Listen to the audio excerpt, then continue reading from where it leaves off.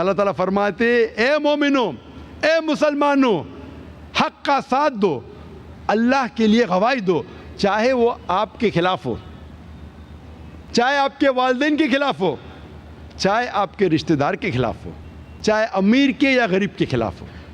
مطلب اپنے خلاف بھی اگر حق کی بات کرے، اگر آپ کا نقصان بھی ہو پھر بھی حق کی بات کرو، اللہ کا ساتھ دو۔ چاہے آپ کے والدین کے خلاف ہو، اللہ کا ساتھ دو۔ چاہے آپ کے رشتہ دار کا خلاف ہو، اللہ کا ساتھ دو۔ چاہے امیر یا غریب کے خلاف ہو، امیر کے خلاف بھی دینا پڑا تو اللہ کے لیے امیر کے خلاف گواہی دو۔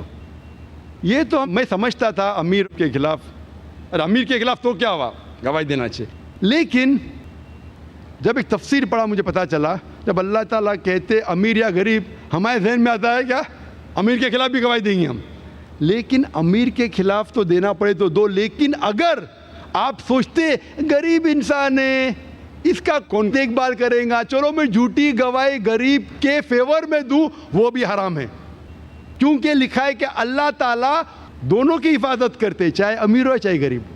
مطلب صرف امیر کے خلاف مت دو، لیکن غریب کے خلاف بھی اگر دینا پڑا حق کی گواہی، اب یہ نہیں سوچ سکتے ارے غریب انسان ہے اس کے ساتھ کون ہے تو میں جھوٹی گواہی اس کے فیور میں دو، اس کے حق میں دو، غلط ہے۔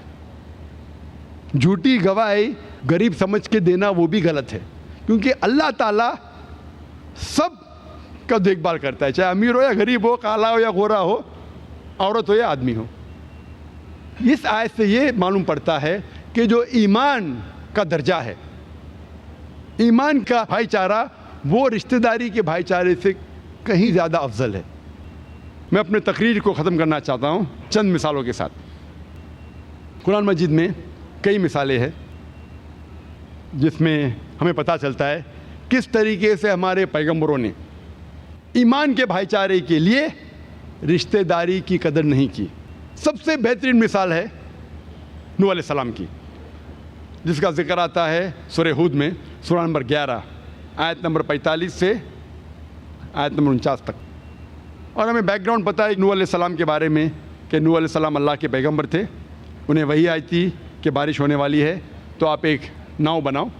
وہ لوگوں سے پیغام دیتے، اکثر لوگ نہیں مانتے، ان میں سے ان کا بیٹا بھی نہیں مانتا، بولتا ہے بارش اس ڈیزرٹ میں، اس صحرے میں ممکن ہی نہیں، اور آ بھی گئی تو میں پہاڑی کی چوٹی پہ جا کے بیٹھ جاؤں گا، اتنا اونچا پانی تو آ ہی نہیں سکتا ہے۔